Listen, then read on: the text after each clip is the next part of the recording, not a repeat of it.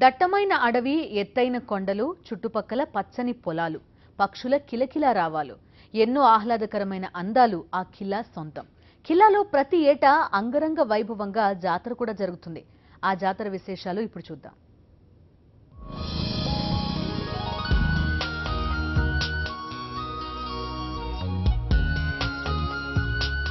ఇదే మంచిర్యాల జిల్లాలోని గాంధారి ఖిల్లా. ప్రకృతి రమణీయతకు, చరిత్ర ఆనవాళ్లకు నిదర్శనం ఈ గాంధారి ఖిల్లా. మందమర్రి మండలం తిమ్మాపూర్ పంచాయతీ పరిధిలోని బొక్కలగుట్ట ప్రాంతంలో ఉన్న గాంధారి ఖిల్లాకు ఎంతో ప్రాముఖ్యత ఉంది. కాకతీయ రాజుల కాలంలో ఈ ఖిల్లా ఓ వెలుగు వెలిగినట్లు చరిత్ర చెబుతోంది. గోండు రాజులు దీన్ని రాజధానిగా చేసుకుని ఇక్కడి నుంచి పరిపాలన సాగించినట్లు ఆనవాళ్లున్నాయి.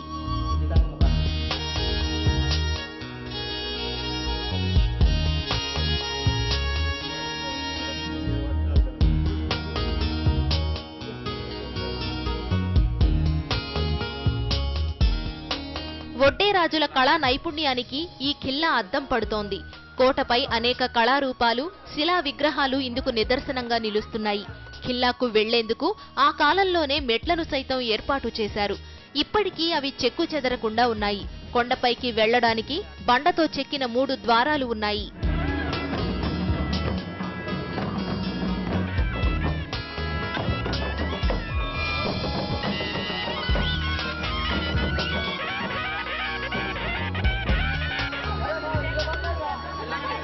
ఇక్కడ ప్రతి ఏటా ఘనంగా జాతర జరుగుతుంది.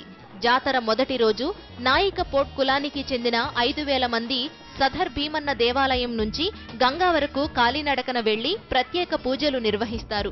దేవుళ్ల విగ్రహాలకు పుణ్యస్నానాలు ఆచరించిన తరువాత జాతరను ప్రారంభిస్తారు.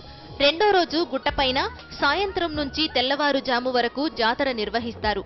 మూడో రోజు ప్రజా దర్బార్ ఏర్పాటు చేస్తారు.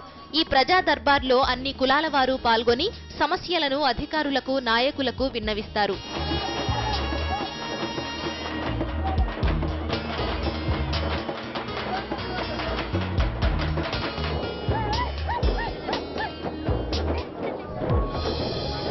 అలాగే అనేక గ్రామ దేవతల విగ్రహాలు ఈ ఖిల్లాలో ఉన్నాయి. సింగరేణి ప్రాంతానికి అతి దగ్గరగా ఉండడంతో ప్రతి బుధ, ఆదివారాల్లో భక్తులు వచ్చి అమ్మవారిని దర్శించుకుని మొక్కులు చెల్లించుకుంటారు.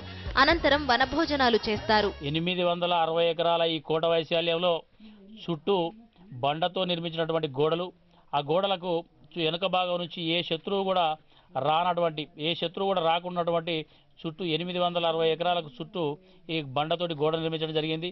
ఈ గోడలో మనం ముదుగాలే కాలభైరవుడు మనకు ఎదురవుతూ ఉంటాడు. కాలభైరవుని తర్వాత ఈ చాలా గుళ్ళు, ఈ 28 గుళ్ళల్లో ఒక 15 గుళ్ళు మాత్రమే ఉన్నాయి. మిగతా గుళ్ళన్నీ గుప్త నీళ్ల కొరకు బ్లాస్టింగ్ చేయబడ్డాయి. భక్తుల సౌకర్యార్థం అటవీ శాఖ ఆధ్వర్యంలో గాంధారి వనం పేరుతో పార్కును ఏర్పాటు చేశారు. పార్కుతో పాటు స్మృతివనం, రాశివనం, యోగక్షేత్రంతో పాటు బోటు షికారు కూడా ఏర్పాటు చేశారు. గాంధారి ఖిల్లా జాతరను ప్రభుత్వం అధికారికంగా నిర్వహించాలని స్థానికులు కోరుతున్నారు. పెద్ద నాగశేషుని దేవాలయం, ఆ నాగశేషుని దేవాలయంలో 12 పడగలతోటి నాగశేషుడు అక్కడ కొలువై ఉంటాడు.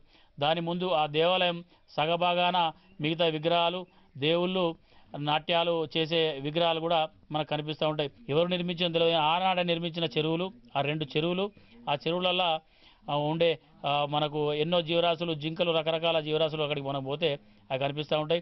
అదేవిధంగా ఈ పోయే దారిలో ఒక గ్రామం ఉన్నట్టు మనకు ఆనవాళ్ళు, ఆ పైన ఒక గ్రామం ఉన్నట్టు ఆ గ్రామం ఆనవాళ్ళు కూడా మనకు రోళ్లు కానీ రకరకాల వస్తువులు కానీ మనకు అక్కడ కనబడుతూ ఉంటాయి.